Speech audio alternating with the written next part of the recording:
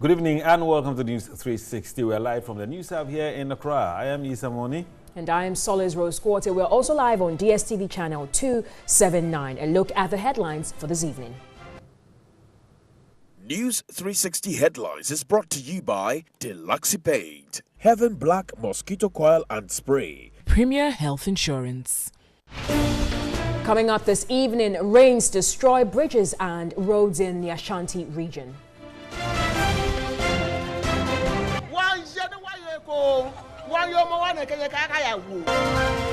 Jamestown fishermen rejoice at bumper catch. And in Mission tonight, government releases funds for construction of the Pandai-Willensi-Bimbila Road. And head of Kenyan Railway arrested over corruption in land allocation for $3 billion Nairobi-Mombasa Railway project.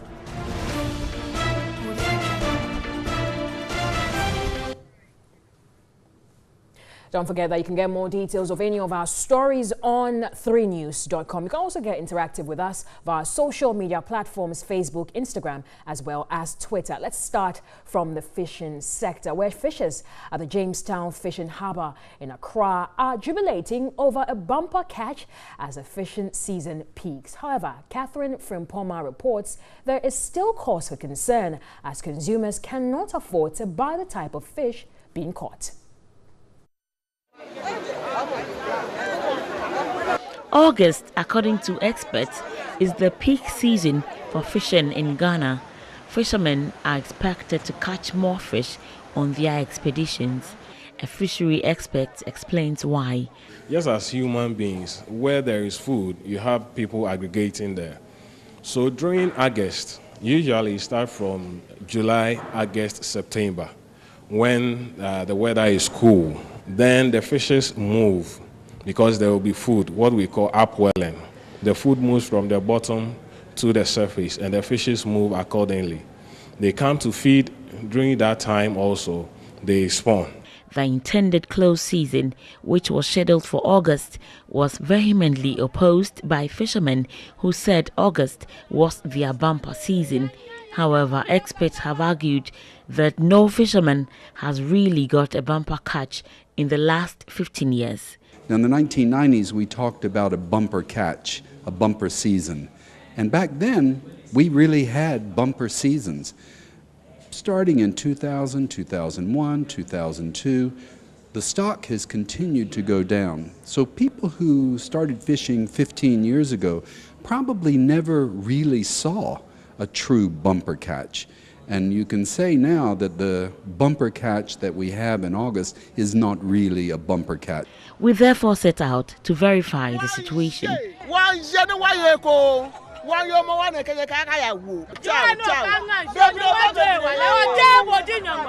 A busy day at the Jamestown Fishing Harbour.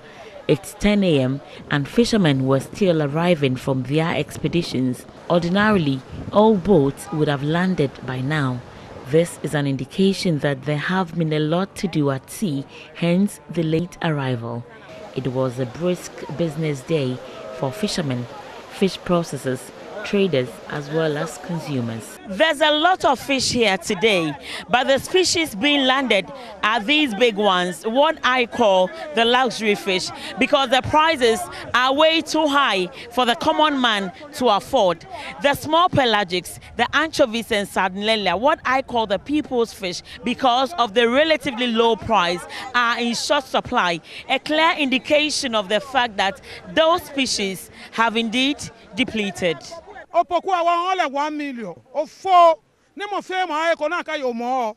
Some patrons complained of the high prices of fish. With 30 cedis, you could get plenty fish, but today it is different. But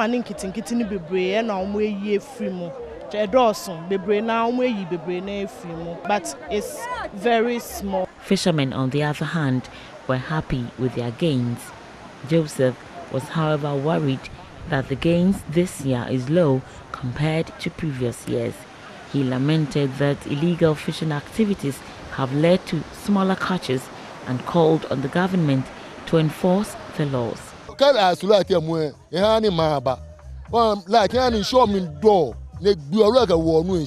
The light kills fishes because of the excessive heat.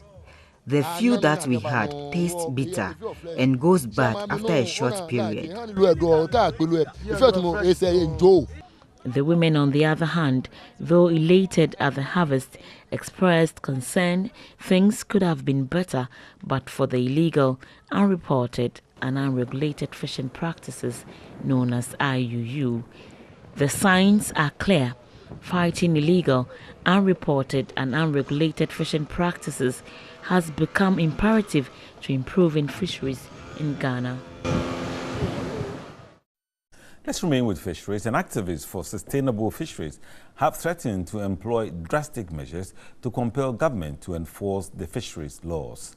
They contend government's response to saving the fishing industry has not been the best and are urging the government to do more to stop illegal fishing practices.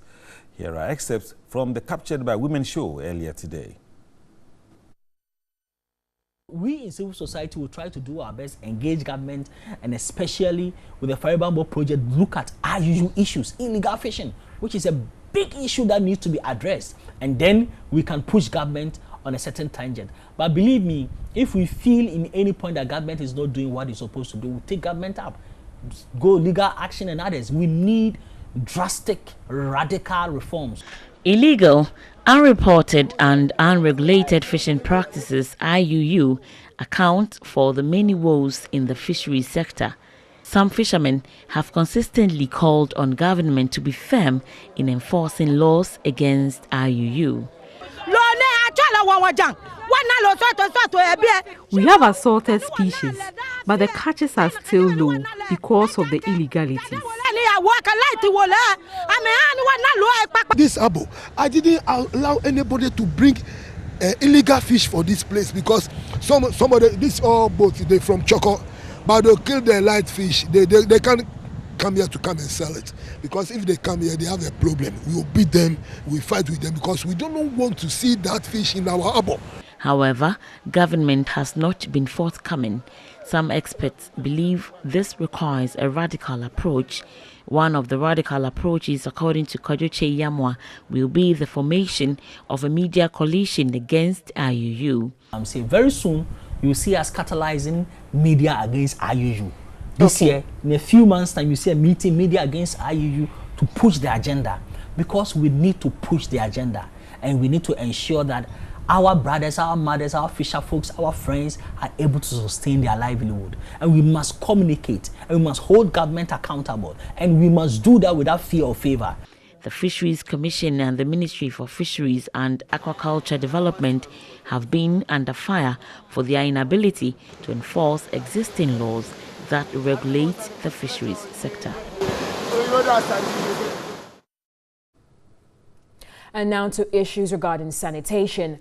Poor waste management continues to characterize some markets in Accra, despite several interventions by city authorities to salvage the situation. Traders and buyers are exposed to health risks as wares are displayed close to heaps of refuse and choked drains. This waste bin is overflowing with refuse, and the stench emanating from it is offensive. Traders here who spoke off camera expressed concern over the development. They appealed to city authorities to dispose of waste promptly and increase the number of refuse containers at the markets. At Nima Market here in Accra, the story was the same. Traders had not heeded calls for proper waste disposal and environmental cleanliness. Major roads leading to the market were littered with filth. Drains were choked, and irrespective of the insanitary conditions here, traders were at post. For now, it appears city authorities, no doubt, have to redouble their efforts in their quest to improve sanitation at markets in the capital.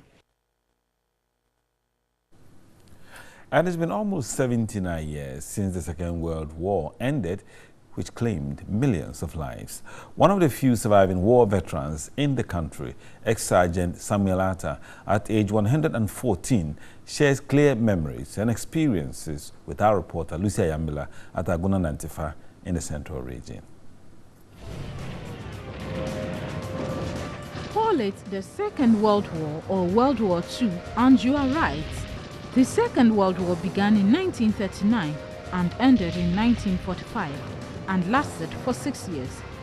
It was fought between two groups of nations, the Axis powers, which included Germany, Italy, Japan, and the Allies, which included Britain, France, Australia, Canada, New Zealand, India, the Soviet Union, China, and the United States of America. Ghana, then Gold Coast, could not sit unconcerned and deploy troops to these war areas to help end the war. At age 114 years, one of the few surviving military men, ex-Sergeant Samuel Arthur, who was deployed to India during the war, can still remember every bit of his engagements. He recounts how he was enlisted into the military in the 1930s and retired a year after the war. What's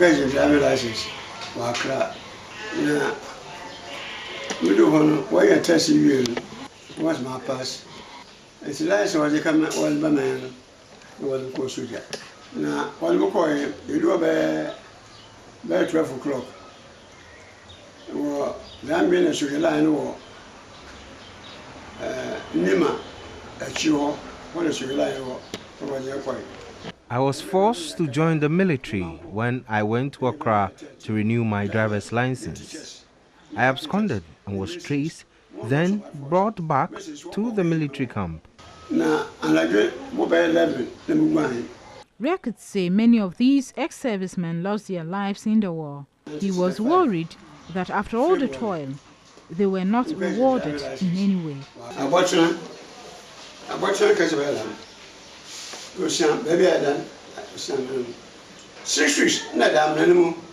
had those swollen feet through a snake bite. Maybe if you walk so if I grab a schedule, or transport, Libya, simple count 9.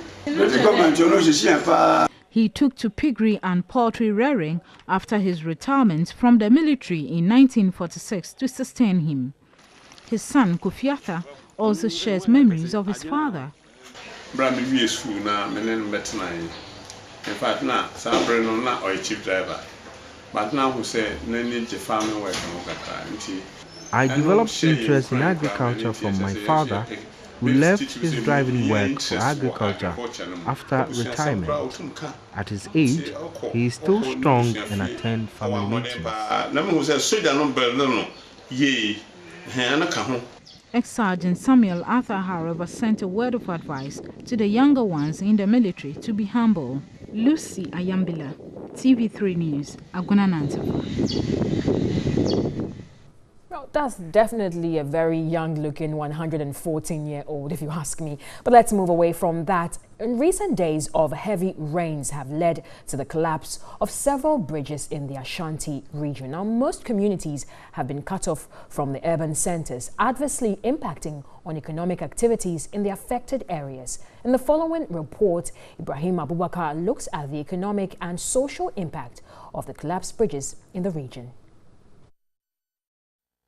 The Ashanti region was hit by several days of rainstorm between May and July this year, resulting in the loss of lives and property. A number of roads and bridges were affected in the region. Some bridges have totally collapsed and others have partially caved in. This bridge linking Kumasi to Sewa in the Busumtri district had its fair share of the devastation. About 2/3 of the bridge has collapsed.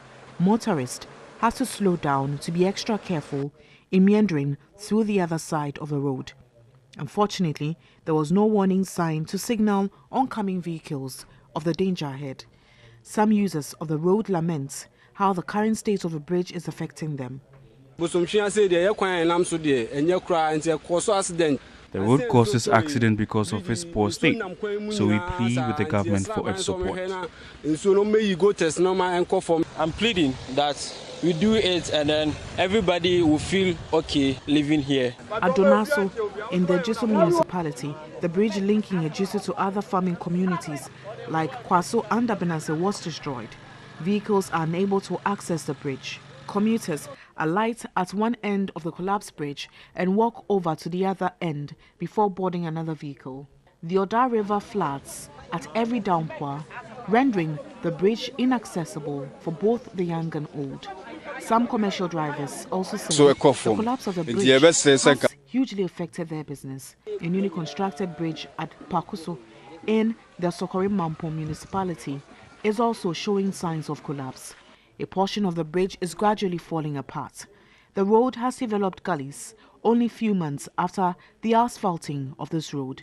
Also, the bridge linking Bronkong to other farming communities in the Fija Kwabe district has become inaccessible, completely cutting off several communities. Residents risk their lives to cross the Nkadan River on foot. School children are the most affected, especially after a downpour, when the bridge becomes impassable. The state that the bridge is not helping. At times when it's flood, all what we have to do is just take off our shoes and sandals before we cross the bridge. So we are pleading the government to come and construct the bridge. Another bridge at Denase, which links over 6,000 residents in the Fija Kwabe district, has also collapsed. Motorists now have to use the main Ofinso road to Nkwantakese to access Denase when it rains. The 5-minute drive from Kodie to Denase now takes commuters about 40 to 45 minutes as they divert to use the Nkwantakese route. Ashanti Regional Minister Simon Osei-Mensah says there are efforts to fix the bridges.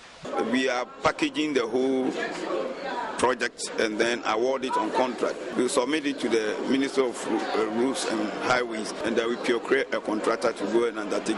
Until work commences on the collapsed bridges, residents and motorists in affected communities would have to continue using them at their own risk. Now, the Impatasi community in the Achumakwa district of the Ashanti region have battled with water-related diseases for years because residents cannot access clean water. The Olin River, serving as source of water, is polluted, exposing the community to diseases. Here's a report by Benjamin Edu. The only available source of water is this river after the single borehole in the community broke down 10 years ago. Residents of this community access untreated water from the river, sometimes sharing the source with cattle and other livestock. This muddy water is known to have led to the outbreak of diseases, especially bilharzias. The problem of accessing water has adversely affected school attendance and performance as pupils trek long distance to fetch water. Chief linguist of the community, Nana Osei Kwame, is therefore excited at the intervention by the Maranatha Power Ministry International to hand over the 20,000 cedi mechanized borehole to the community. Yes, Sirano, Sir Adoya Kessia Wadiabemayeni. Yes, we appreciate what they have done, but we plead for more infrastructure.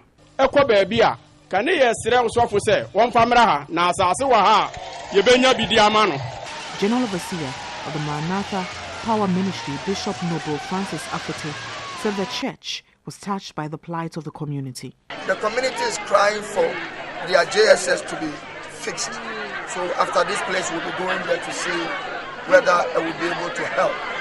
We don't make any promise, but as God blesses us, we provide for the communities we reach.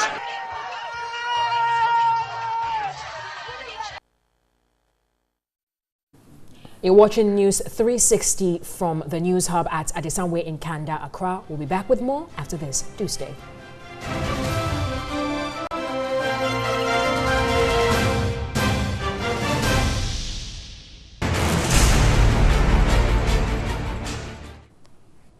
Welcome back to News 360. It's now time for Mission, which is supported by Star Ghana with funding from Danida, the UK Aid and the European Union. And tonight's first story, government has released funds for the construction of the Pandai-Willensi-Bimbala Road after TV3 Mission aired the story on the discomfort associated with the use of the road. Stanley Nibleu reports 2 contractors, First Sky Construction Firm and Jiangxi Non-Ferrous Construction Limited, have moved to the site for initial works to begin.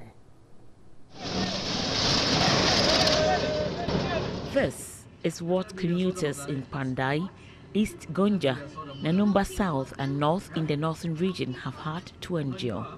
Access to health care in these areas remain a major challenge due to the nature of roads. Ideally, not all health workers would wish to work in these areas, especially at CHIPS facilities in the stated districts. Those posted here are doing their best to save lives in the midst of inadequate resources. We don't think we should stop the work. We have been coming here every day, every month to care for them. So we are also doing our best to help them. In these communities, where trekking is the only means of reaching nearby towns, outreach programs are not a priority and the consequences are dire. Residents say miscarriages are rampant.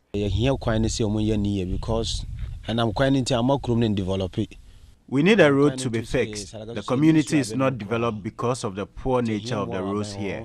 Pregnant women suffer the most. Roads here are not maintained. Major roads connecting districts have never been tarred. Roads here are deadly and some communities are cut off during the rainy season. Vehicles often break down. The nature of roads here have scared many vehicle owners to withdraw their services from these areas, leaving only rickety vehicles plying them. 3 months after a mission report on the plight endured by commuters on the stretch, government has released funds for the construction of the road linking Ketekrache through Pandai, Wolensi to join the Eastern Corridor Road at Binda Junction.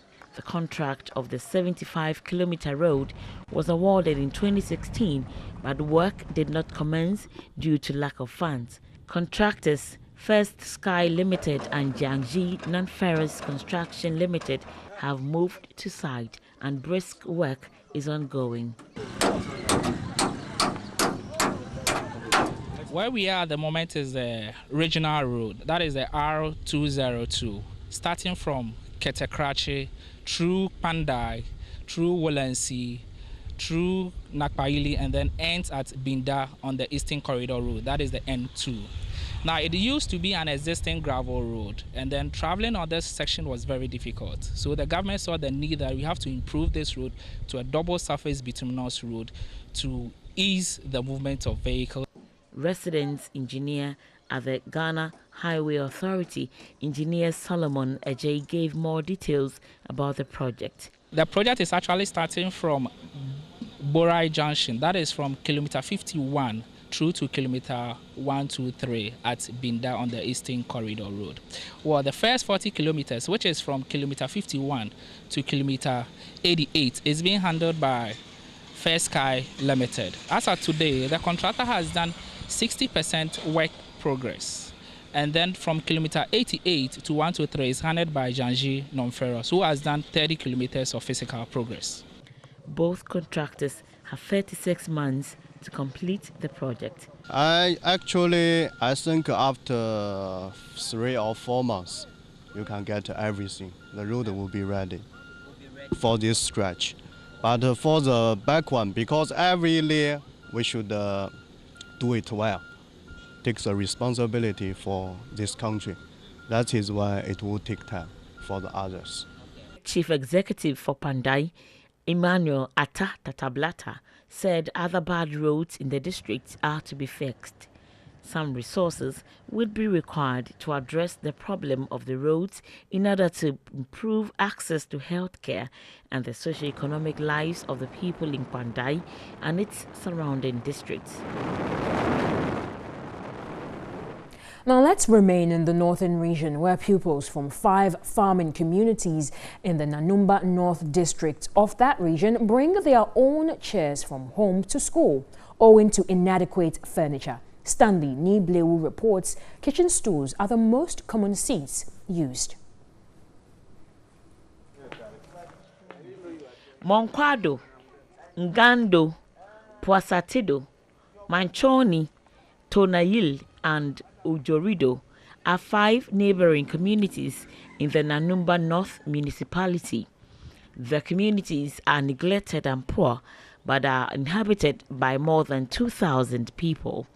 attainment of quality education in these communities have been a mirage.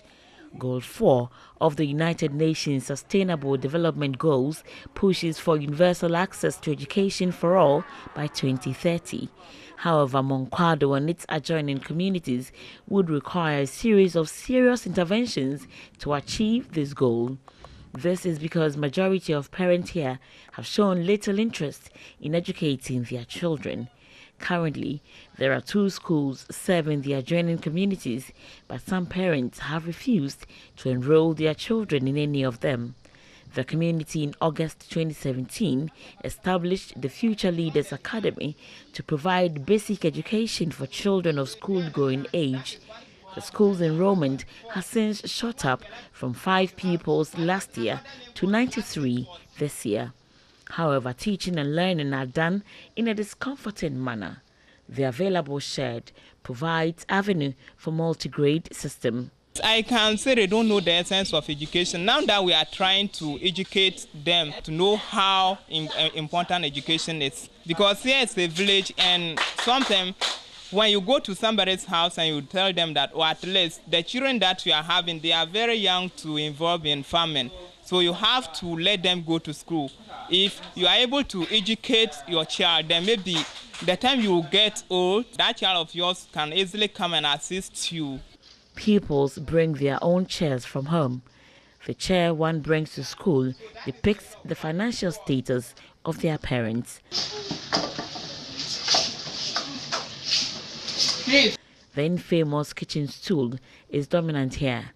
Interestingly, when the parents of these pupils need these chairs, they come for it, leaving the kids with the only option of sitting on the floor. They don't go to farm here on Fridays, so sometimes getting to Friday like this, you will see that the chairs in the school will be, very few, because their parents will be in the house and they will be in need of the chair. So they have to come and take the chairs home, then the kids have to come and be on the ground.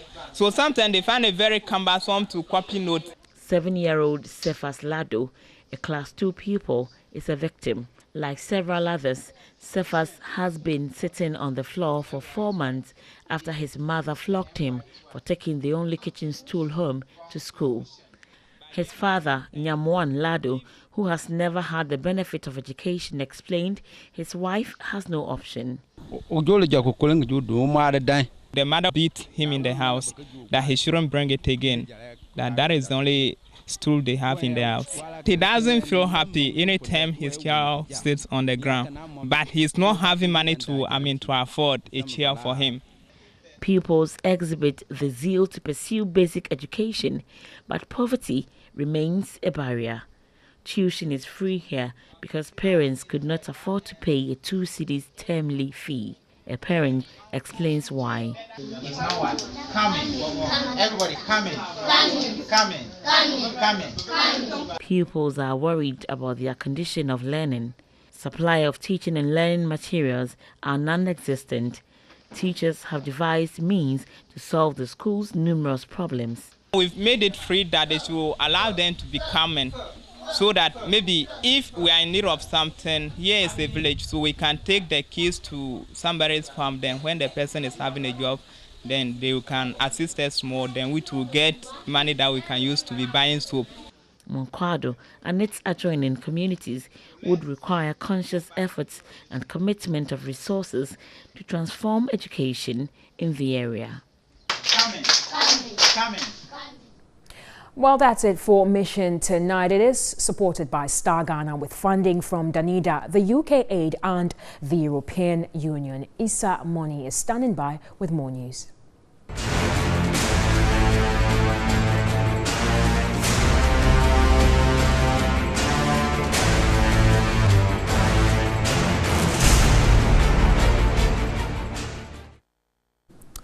You're watching NEWS360. Let's do some more stories. Hein Ulo Laura Road in the Jirapa municipality of the Upper West region has been washed away 2 weeks after President Akufo-Addo inspected it. The 2 dams, which were created through the expanding and graveling of the highway, have washed away, thus hampering commuting in the area. The Jirapa Ulo Hein Tumu Road has become a major link road for many vehicles traveling to the Upper East region and to neighboring Burkina Faso. The recent improvement of the High Ulu Road has attracted truck drivers who now pass through Jirapa to Tumu. Farmers whose farms are at the other side of the road say they now find it difficult accessing their farms. Residents say they can no longer conduct business since they do not have an access to the market. Some commuters have appealed to government to do something about the road. Here, they cannot do their business. If a big truck is coming, they cannot move unless some of them are turning away. The Jirapa Municipal Chief Executive, Christian Amadou, said until the bridge is constructed, commercial activity in the area will remain halted. The way it has happened, vehicles come and they cannot cross. So it means commercial activities have become halted. If you also look at it, some other people from Chapore and Heng, they are farming around across the other side. And so they cannot cross, they can't go to their farms. The Upper West Regional Director of the National Disaster Management Organization, NADMO, Isaac Seidu, has blamed the situation on the contractor for doing shoddy work. You can't imagine someone doing such a project without considering bridges. There are no culverts. Even the old ones have been blocked off. You can see all the culverts has been blocked. And President Nana Addo Dankwa Akufo-Addo on Friday, and at the start of his 5-day tour of the Ashanti region, cut the sword for the commencement of the Kumasi Roads Facelift Project. The project, funded by the Government of Ghana, Road Fund and the French Development Agency, will ensure that 260 kilometers of roads within the Kumasi metropolis, Ejuso-Dwabing, Setre East, Bekwai and Mampong municipal areas witness major improvements. Speaking at the ceremony, President Akufo-Addo noted that the present state of roads in Kumasi does not befit its status as Ghana's second largest city, the reason why government is committed to improving quickly the condition of the roads in Kumasi and by extension in the Ashanti region. That is why government, through the Roads and Highways Ministry, has begun work on some critical roads in the region. These include the Kumasi Drainage and Roads Extension Project, which involves the construction of the Lake Road into a dual carriageway from the Coca-Cola bottling plant to Dompoasi Junction to reduce the incidence of flooding, construction of critical bridges and footbridges over the Sisai River to connect communities along the river, and asphaltic overlay of 10 kilometers of roads within the project area.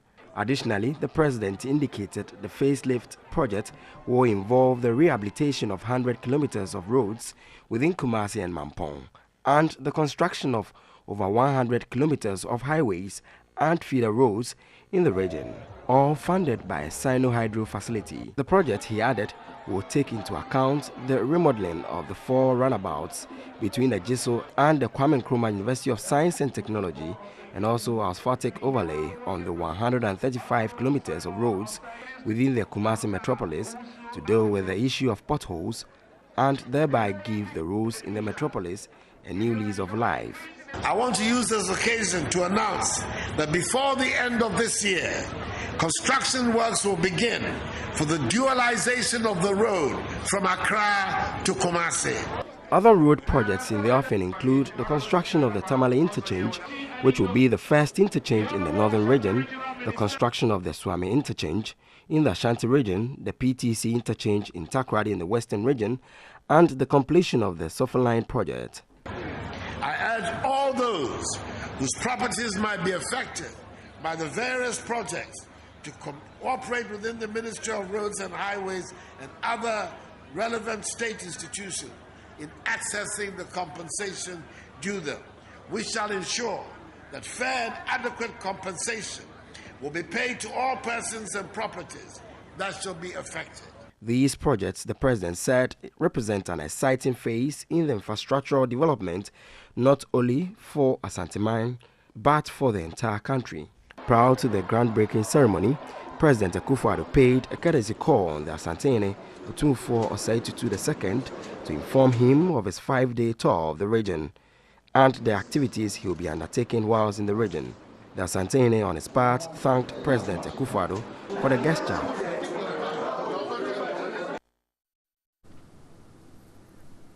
And Chief Operating Officer of the Rwanda Development Board, Emmanuel Hategeka, says the running of a transparent government is one of the major reasons for Rwanda's rapid economic growth. In an interview with TV3's Alfred Okanse on the sidelines of the African Transformation Forum, Emmanuel Hategeka indicated the success story of Rwanda's development is as a result of a conscious and an effective local government system. This economy is one of the fastest growing economies in the whole of Africa. Nicknamed the Singapore of Africa, Rwanda emerged from the ashes of economic despondency and tremendous decay in its infrastructure. The Rwandan economy has been rebuilt with a focus on technology, mining, tourism, and agriculture following the 1994 genocide. This development had been attributed largely by many to ingenuity, courage, competency, and turnaround management demonstrated by its leadership led by President Paul Kagame. In an exclusive interview with TV3, Chief Operations Officer of the Rwandan Development Board, Emmanuel Hategeka, said accountability is held high at all levels of governance, especially at the district assembly level. During that National Dialogue Council, all the districts, bring out what they did best. But then there's also the evaluation report that is released, and you don't want to be the last district being presented in that National Dialogue Council. We've seen mayors of districts go back and resign because they were the last on the list. But of course, the top three are rewarded, and the president gives them an award. The president really recognizes them, and they show that they have delivered. He revealed targets given are known by all citizens, and performance contracts signed by government appointees at the central level are the yardstick for evaluation and reshuffles. And the citizens keep holding us to account. So even at the central level, the performance contracts are effective because if you don't deliver on your targets, you really, there's a stick that you get. So there is a carrot and a stick in this case. And that is how we keep trying to narrow the gap between very good intentions and actual implementation. Out of the ashes of horrific genocide, President Paul Kagame has been credited with the resuscitation of the economy, curtailed corruption, and maintained political stability. Now, vehicle and machine owners seeking an ideal solution for their underperforming engines can now heave a sigh of relief as one of the world's leading engine and oil additives performance brand, X1R, has been launched in Ghana. The X1R range of lubricants endorsed by the U.S. Space Agency, NASA, has a variety of oils for motorbikes, vehicles, as well as heavy machinery. Range includes engine treatment for both petrol and diesel system, automatic and manual transmission treatment, engine flash and octane booster. Invented in the Philippines and perfected in the US with a corporate head office based in Florida, it is endorsed by US Space Agency, NASA. It is the preferred brand for car racing giant Ferrari. Marketing manager of X1R for Blue Soil Investment Limited, Karin Da Silveira, said the product were the results of the latest innovations in lubrication research. We hear people talk about products, okay, but then the performance doesn't match up with what they speak out. But there's a product that matches what is being said.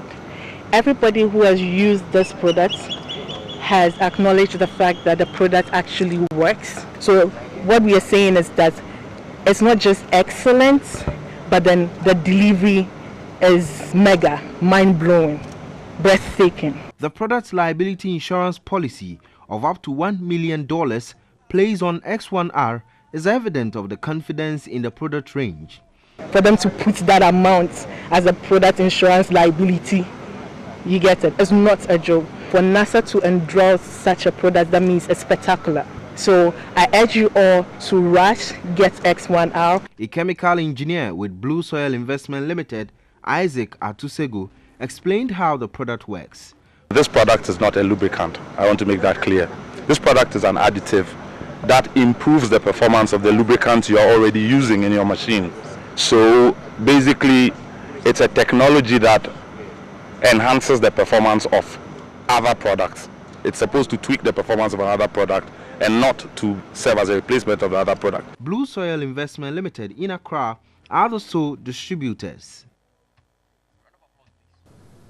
Right, you're still watching News 360. Yao Ofosulabi is up next with some sports news. Don't go away.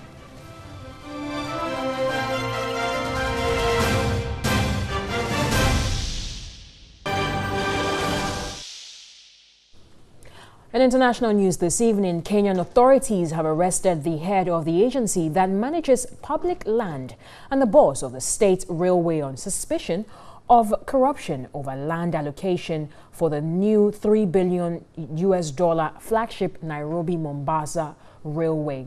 The line connecting the capital with East Africa's main ports was funded by China and is one of the biggest infrastructural projects of President Uhuru Kenyatta, whose government this year embarked on an anti-corruption drive. The chairman of the National Land Commission, Mohammed Abdallah Swazuri, was one of the 18 officials, business people, and the companies named in a statement listing arrests that was posted on Saturday on the prosecutor's office's Twitter feed.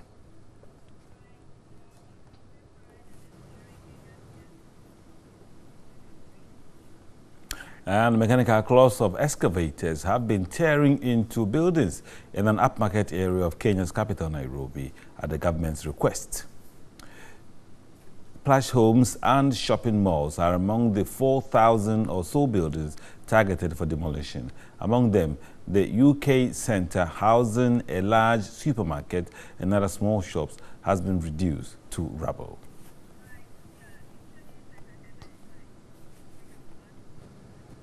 And now for some entertainment news. Secretary to the Board of Audio-Visual Rights Society of Ghana, actor and stage producer Abeku Sego says Ghana Actors Guild is dead because it is in the hands of the wrong people. Who is now the Secretary for Audiovisual Rights Society of Ghana, ASOG, said the society collects royalties on behalf of owners from the public's user of audiovisual works and the recipient of levy on recordable material from the government on behalf of owners of audiovisual works.